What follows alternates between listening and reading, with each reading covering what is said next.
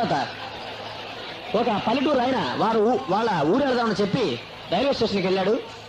బయలుదేరడానికి సిద్ధంగా ఉన్న ట్రైను గబుక్కున ఎక్కేస్తాడు.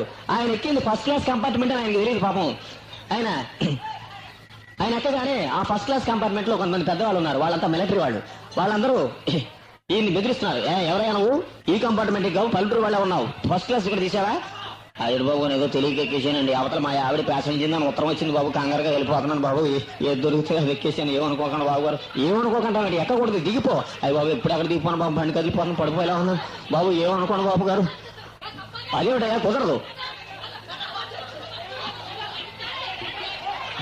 బాబు గారు, అవతల మా ఆవిడ ప్యాసించిందని ఉత్తరం వచ్చింది, ఇక్కడ దిగిపోమంటే ఎక్కడ దిగిపోను బాబు గారు, ఏమనుకోకండి అనగానే ఆ మిలిటరీ వాళ్ళలో ఒక ఆయన అంటున్నాడు, ఏమయ్యా మరి మీ ఆవిడ ప్రసవించింది అని ఉత్తరం వచ్చింది అంటున్నావు, మీ ఆవిడికి ఆడపిల్ల పుడితే ఏం చేస్తావు అని ఒక ఆయన అడిగితే, ఆడపిల్ల పుడితేనండి ఏం చేస్తానండి, డాక్టర్ని చేద్దామని ఉందండి. ఏమిటి డాక్టరే, బాగానే ఉంది అనగానే ఇంకొక ఆయన, మరి మగపిల్లాడు పుడితే ఏం చేస్తావయ్యా? ఏడు మగపిల్లాడండి, మగపిల్లాడు పుడితే కలకటీరం చేద్దామని ఉందండి. ఏమిటి కలకటీరా, బాగానే ఉందా అనగానే మూడు ఆయన, మరి ఆడపిల్ల మగపిల్లవాడు కాకుండా పుడితే ఏం చేస్తావయ్యా?